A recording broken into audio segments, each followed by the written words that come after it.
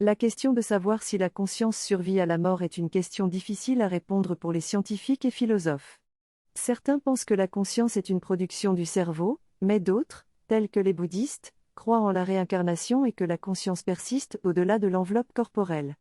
Lors d'une table ronde, nous avons discuté de cette question avec des spécialistes et nous sommes basés sur des expériences de mort imminente, de fin de vie, de contact avec les défunts et les témoignages de ces expériences étonnantes. Le philosophe Roger-Paul Droit a expliqué que la question de savoir si la conscience survit à la mort est insoluble. Les connaissances scientifiques ne permettent pas de trancher la question.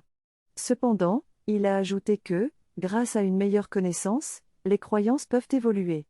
De plus, la philosophie indienne, comme le bouddhisme, n'aspire pas à une vie éternelle, mais plutôt à sortir définitivement du cycle des naissances et des morts. Enfin, nous avons entendu un témoignage de N2 où la personne affirmait avoir compris qu'elle n'était pas son corps. Je viens de lire un livre sur les expériences de mort imminente, EMI, qui est très populaire en ce moment. Ces EMI surviennent souvent lors d'arrêts cardiaques, où il y a un arrêt de la circulation cérébrale et une perception par la personne d'une conscience aiguë de ce qui se passe. Certaines personnes ont une perception d'un tunnel, une rencontre avec des proches décédés et un être de lumière, qui posent 2 questions clés sur leur vie: qu'as-tu appris? Et comment as-tu aimé? Ces expériences sont fascinantes et vont à l'encontre de la croyance selon laquelle la conscience est simplement le produit du cerveau. En tant que médecin, je pense que ces expériences sont intéressantes et ouvrent de nouveaux horizons pour comprendre la conscience humaine. Dans les expériences de mort imminente décrites dans le livre, il ressort que la mort n'est peut-être pas si tragique que cela. Les personnes qui sont en fin de vie se préoccupent davantage de ce qu'ils laissent plutôt que de leur propre sort. Ce lâcher-prise est important, même si la mort reste une expérience inconnue.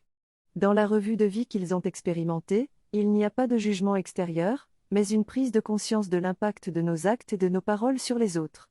Les personnes ont également accès à une connaissance ultime, mais il y a une limite à ne pas dépasser. J'ai retenu qu'il est important de se préparer à la mort de manière à ne pas avoir de remords ou de regrets, et de se focaliser sur la vie plutôt que sur la mort. Nous avons discuté de l'importance des expériences de mort imminente, qui révèlent que notre vie n'est pas absurde et il y a quelque chose à faire. Ces expériences nous montrent également l'importance des liens que nous avons tissés avec autrui, car lorsque notre vie est en danger, c'est ce qui reste de plus important. Il est urgent prendre conscience de notre mortalité et de vivre en utilisant le temps qui nous est donné de manière utile et en étant présent pour nos proches. Bien que ces expériences soient difficiles à partager, elles peuvent induire un changement profond dans notre perception de la mort et de l'existence. Nous devrions tous apprendre à vivre comme ceux qui ont fait ces expériences, en mettant l'amour et les liens au centre de notre vie. Je suis convaincu que la véritable richesse consiste à prendre conscience de ma relation à moi-même et aux autres. La méditation m'aide à développer ma conscience et mon attention, ce qui me permet de mieux comprendre comment je traite les autres et comment je me traite moi-même. Les expériences de mort imminente peuvent être des transformations radicales qui touchent notre vision du monde et de nous-mêmes.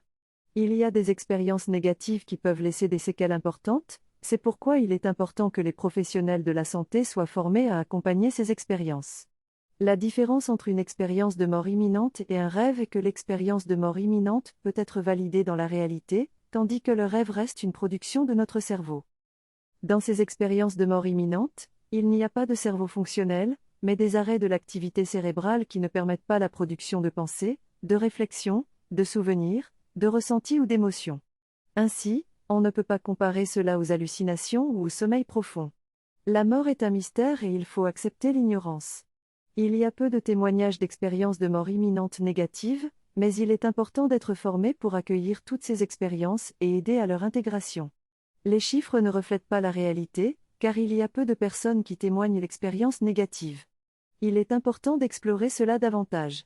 Enfin, il faut noter que les études scientifiques sur ce sujet sont plus développées dans les pays anglo-saxons que dans les pays francophones.